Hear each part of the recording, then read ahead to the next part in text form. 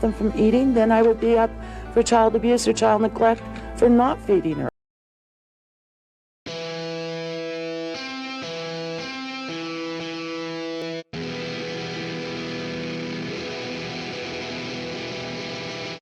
Hello, welcome to Crime Bytes, the show where we talk about some truly bizarre and disturbing crime cases. My name is Eliza, and today is True Crime Tuesday. So I've got this situation next to me. I've got this lizard cage with crickets in it, and Scoot is just, he's looking at the crickets. I'm trying to get him over here with some bacon. But anyways, we're on our last episode of our Sinful Summer series, and the last sin we have to talk about is gluttony. Boy, do I have a story for you today. But today's question is going to be, at what point does a parent need to step in and stop their child from overeating? But before we get into it, let's pause for a quick promotion. And today, I'm going to go ahead and promote this channel. If true crime is your thing, bizarre true crime at that, I'm here for you once a week, every week on Tuesday. And it's free to subscribe, so let's go. That being said, I've kind of been focusing on family court blunders lately. Most of the cases for the Sinful Summer series that I started last year really stayed in that lane this year. So I'm going to keep exploring that more. I also want to dive a little bit into the supernatural or demonic for October. We'll see. I'm a little unsure about how to come at that, but we'll get there, I'm sure. Beyond that, if you do have anything that you would like me to pick apart, feel free to leave it in the comments. I have a general direction, but I'm still kind of searching, if that makes any sense. But yes, leave suggestions. I do enjoy rabbit holes, and you may too if you find yourself here. So let's get on with today's case. And today we are talking about gluttony. And I was actually looking for this case, or a case like it last year, and I didn't find it, but it was out there. Oh, jeez, he just cut my whole head. Well, it was out there, and we're going to talk about it today. And it goes a little more with that 7 fat man with his head in a bowl than last year's did. Last year we talked about Dirty Gilbert, who poisoned his victims with alcohol. But today, here he is. There he is. Today we're going to start our story in a small apartment in El Cerrito, California. Christina Ann Corrigan was born in March of 1983 and weighed in at 7 pounds 11 ounces, which is good for a newborn little girl. And she was born without any complications. But by the time she was 2, she would really start packing on the pounds to the point where her doctor became concerned.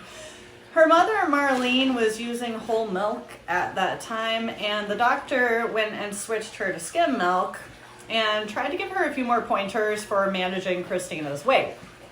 But by the time she was 3, she was weighing in at 60 pounds, and that's double for what she should have been at her height. So her pediatrician started really pushing for less food, better food, and more activity. But by the time she was 5, she hit 114 pounds, and by the time she was 8, 240. Everyone who knew her described her as kind and compassionate, but that wouldn't shield her from the kids who would bully her for her size. So her pediatrician would have her start working with an actual dietitian who restricted her to healthier food and 1,300 calories a day. But still, her weight would continue to climb. She would get discouraged, and her mother would allow her to stop going to her medical appointments. And from the ages of 8 to 13, her weight skyrocketed to over 600 pounds. And she did make it through elementary school, but when it was time to begin classes at Portela Junior High in 1995, she was unable to make the walk up the hill to the school every morning, so her mother would pull her from public education. And from that fall in 1995 until November in 1996, things would just continue to digress, and no one would be observing it. She was labeled as a homeschool student, but beyond that, no one was really checking up on her. Then on November 19th in 1996, paramedics would step into a small apartment and stop at the threshold of Christina's bedroom. She was lying on a soiled sheet. Her body was motionless. Ooh, excuse you. The room was still except for the hum of a television, and the scene was a sight to behold. There were empty food containers and a sharp scent of human waste and ulcerated skin. The coroner would later rule her cause of death to be heart failure due to morbid obesity. Her final weight was 680 pounds. In the weeks that followed, prosecutors would charge Christina's mother, Marlene, with criminal neglect for the conditions in which her daughter died in. She was found in filth, unattended sores, and she had prolonged immobility that was just allowed to continue. She would not be charged with letting her become and stay obese in and of itself, even if that was what killed her. By late 1997, more details would emerge in court. A dermatologist testified that Christina had been suffering from painful, extensive bed sores for months, which were injuries that would have been impossible to miss in daily care. Hang on, buddy. Investigators reported excrement trapped in her skin folds and a living space that suggested long periods without adequate hygiene or movement being provided to her. And her mother would say that Christina was in charge of her own hygiene, which at age 13 should be expected, but at her size, and I'm assuming, not to be mean, but that would smell, indicating that she needed more care than she could give herself at that age and at that size.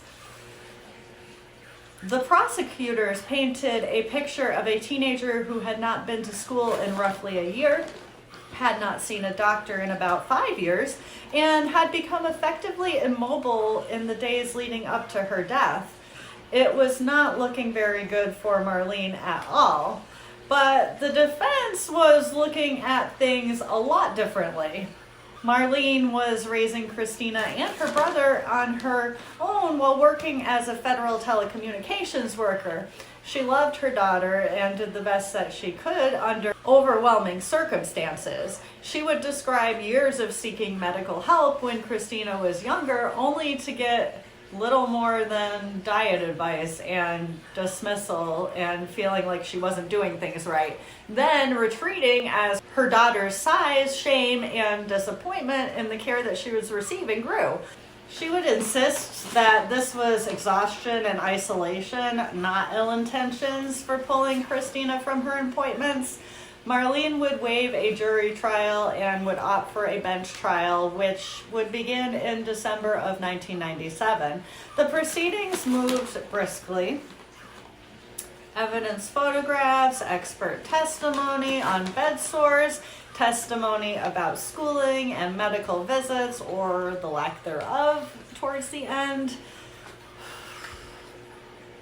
On January 9th of 1998, the judge would issue a split decision. Not guilty on the felony child endangerment charge, but guilty of misdemeanor child abuse. His reasoning cut sharply between intent and inaction. The court found Marlene's failures amounted to passive misconduct, neglect through omission, rather than active harm. Sloth, anyone?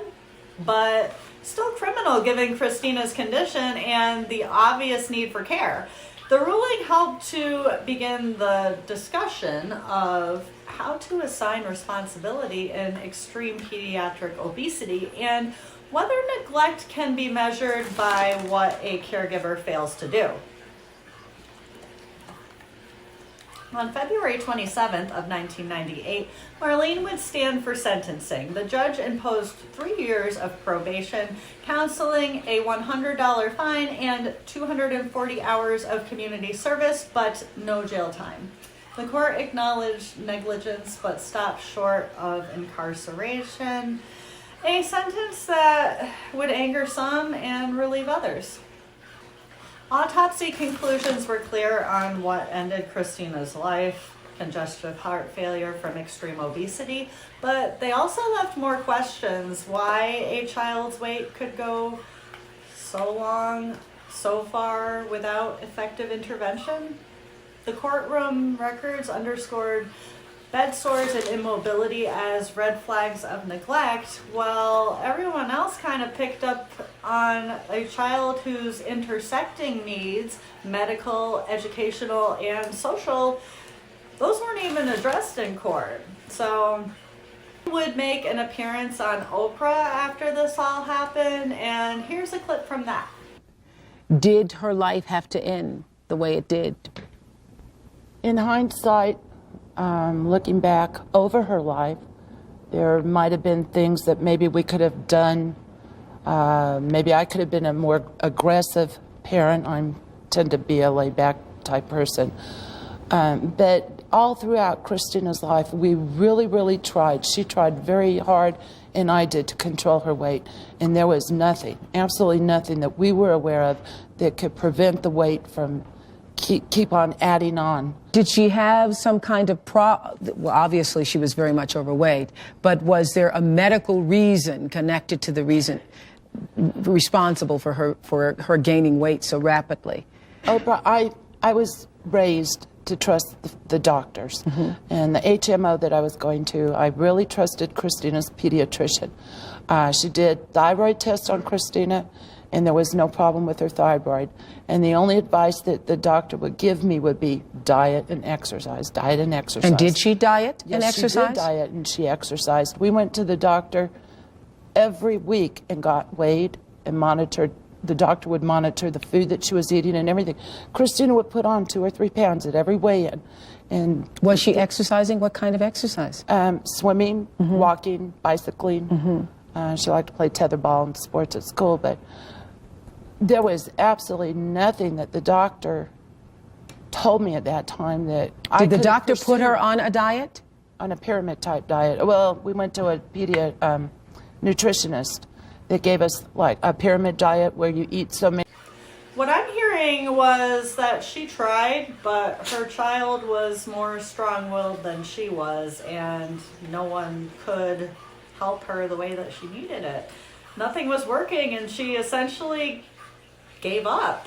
She says in an interview that she was on top of dealing with this. She was a single mother and caring for her dying parents, so for anyone that's too much. And I think she needed help, and the help she tried to get didn't work.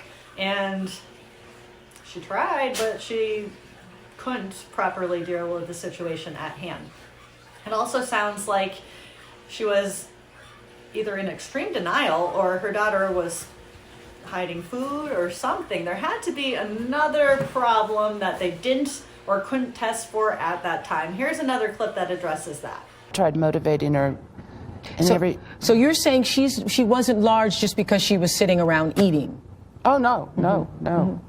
Christina never ate as many calories as it would have taken to maintain that weight. There was something definitely wrong. And unfortunately, they never did an autopsy, and I'll never know if she had a glandular or genetic or some type of problem. But no, she never ate that much.